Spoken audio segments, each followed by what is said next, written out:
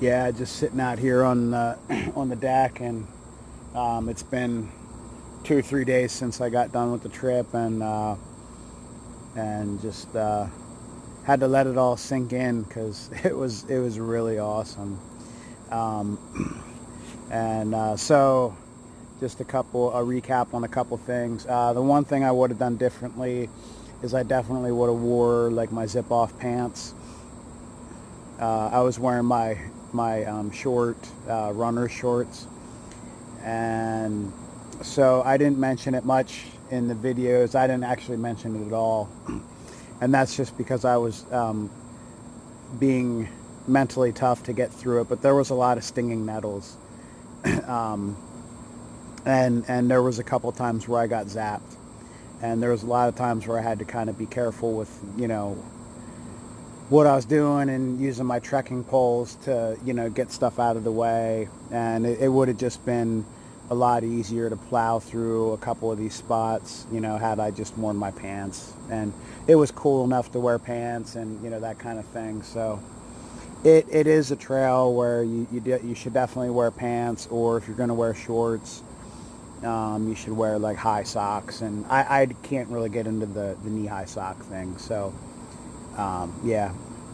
And from here on out, going back to that trail, I'll just use pants. Um, here's my got a World's End State Park patch for my puffy. I got that at the store there. And then this is my Loyalsock Trail patch that I got for my puffy. And then when I was there, they gave me my little through hiker badge for the trail. And this is, I talked to basically like the lady that runs the trail.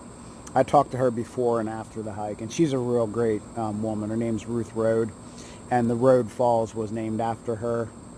But this is like old tin can lids. This was the original. These were the original blazes on the trail. And at one point in time, they had switched over to the plastic ones because these would, rust out, and they were replacing them a lot. And so Miss Ruth had a bunch of these, a whole pile of them, and whatever she had left, because they weren't using them anymore, she took them down to the state park office, to hand out to the hikers for free.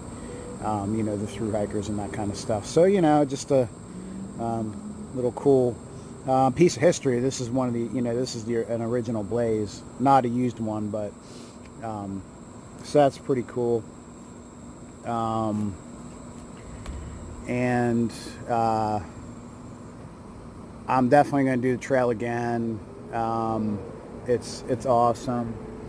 The first half of it, I mean, like maybe on video or something, it just doesn't seem as amusing. But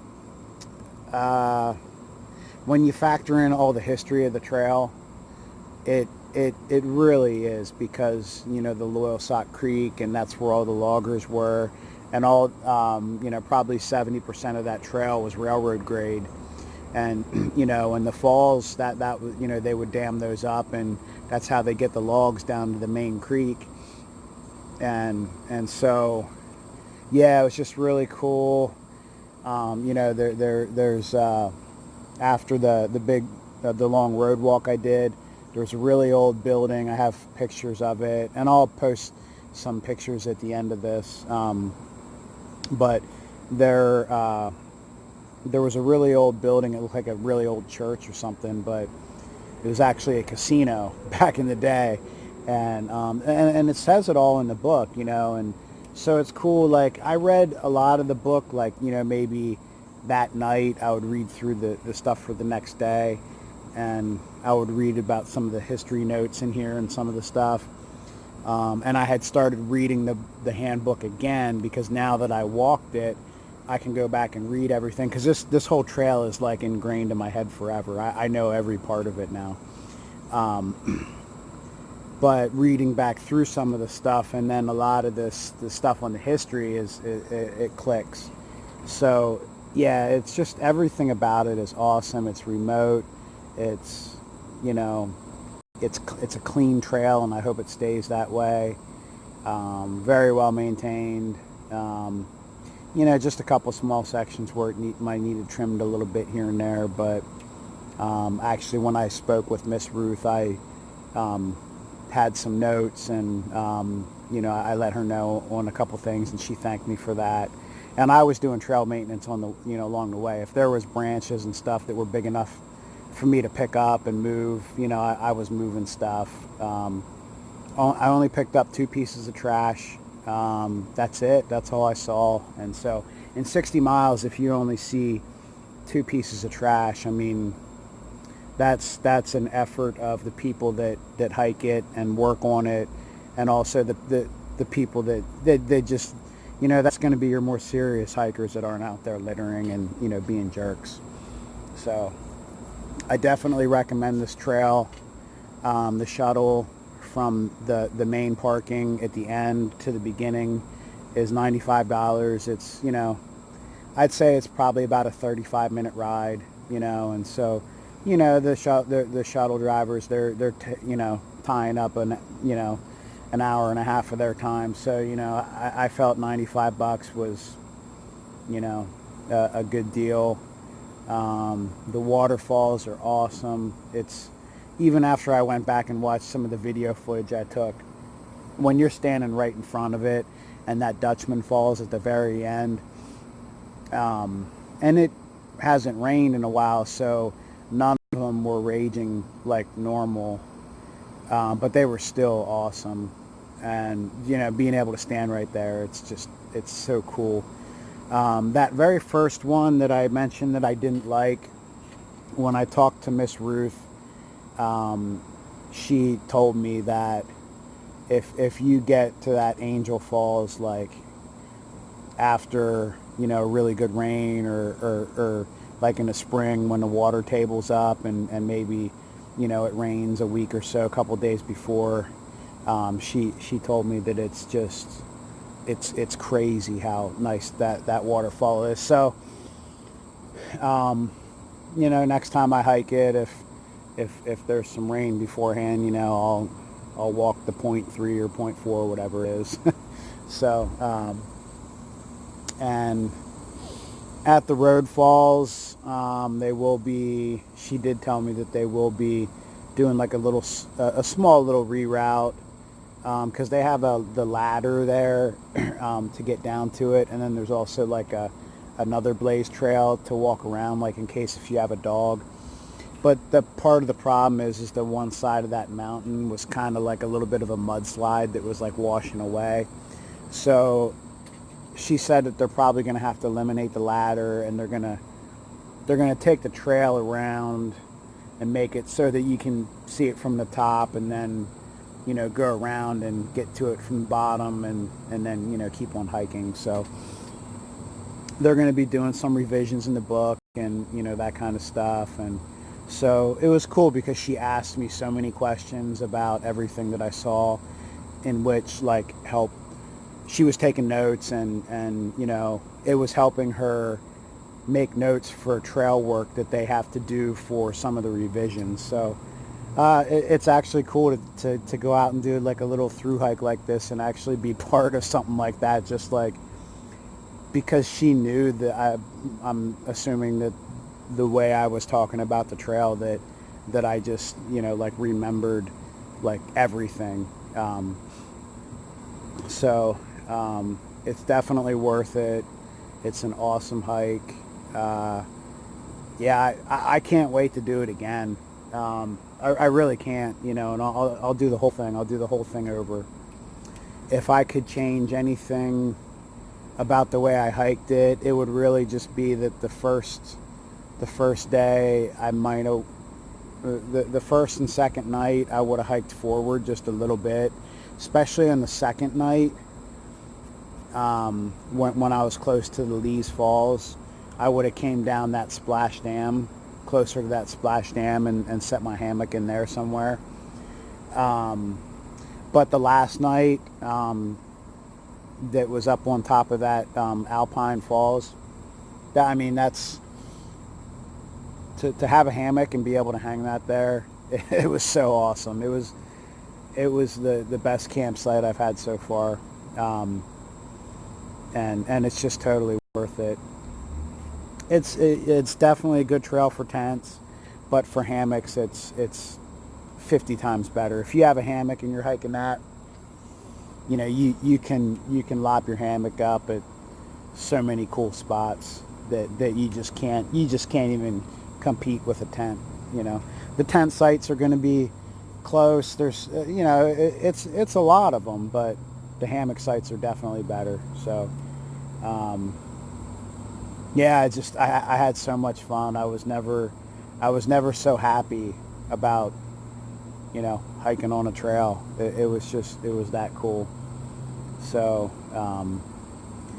hopefully they get Miss Ruth did mention to me that they have been talking about some of this like concession stand problem at the state park there, and she was looking for some ideas, and I kind of mentioned like, well, hey, I mean, if you guys want to raise money, maybe you can do like a little hiker resupply store, and even maybe like a soda machine or something there at the office. And so she's actually took some notes on that. So maybe in the future they'll have, like just like a mini little, resupply, stuff like that, for hikers. So who knows, that may or may not work out. But other than that, you can get this is what you look like after you're done. This thing's beat up. So I might even frame all this and with my blaze, who knows, and I'll just order another one. I don't even mind ordering another one just to help them out with the money in the trail.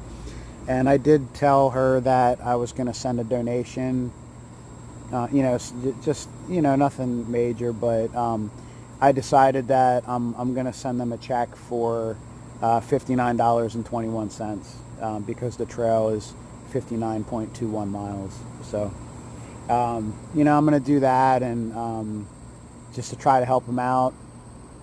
She told me that the Alpine Club is not as active as what it used to be because they can't find any younger members. I'm too far away to be a member, because in order to be a member, you have to go to 2 of their meetings a year.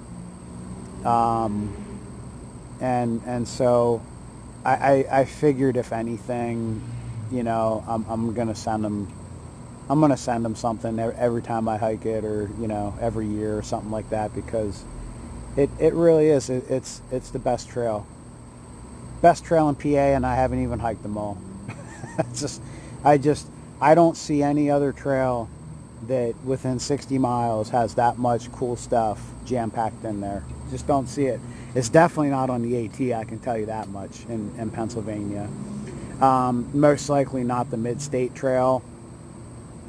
I know that the Black Forest Loop Trail is really nice, but it just doesn't have the water features, like here on the Loyalsock. And I know the one other trail I've been kind of eyeing up a hike on.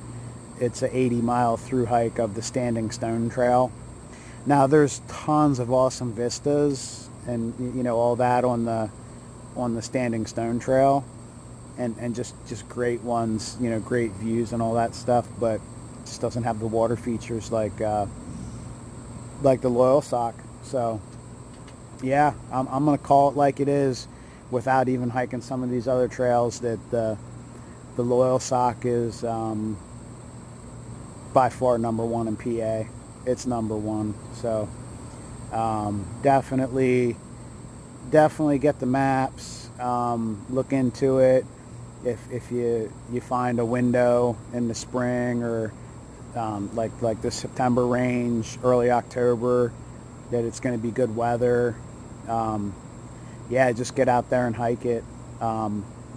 Mine was basically 4 days, 3 nights, the last day was more like a half day. You know, but do it in four nights, 5 days, 4 nights. I think honestly, any longer than that, it might get a little old. You know, just because, and you really have to kind of map things out with the private property and the road walk and that kind of stuff. But yeah, I mean, totally worth it. Awesome wildlife, just awesome everything. There was some really tough trail. It's not an easy trail by any stretch. There's a lot of, I mean, most of it is nice railroad grade, but I mean, the hard sections are tough. I mean, it's just, it is what it is. The rocks with the moss on them, and then there's a lot of them sections that just have like the main style roots, you know, and you know, a lot of that was tough. You know, I'm not gonna lie, it was tough. I left there with 2 blisters. They weren't horrible or anything, but yeah, I mean, it's very challenging, but so rewarding. So, but anyway, you know, if there's any detailed questions that you have about it, or you know, planning type of questions, you know, just feel free to ask. And aside from that, I'm gonna sign off, and you know, I'm gonna, at the end here, I'm gonna post just a bunch of the pictures, the casino, and you know, pictures of the falls and stuff that I took, so you know, you'll get to see those. So but yeah, so thanks for tuning in.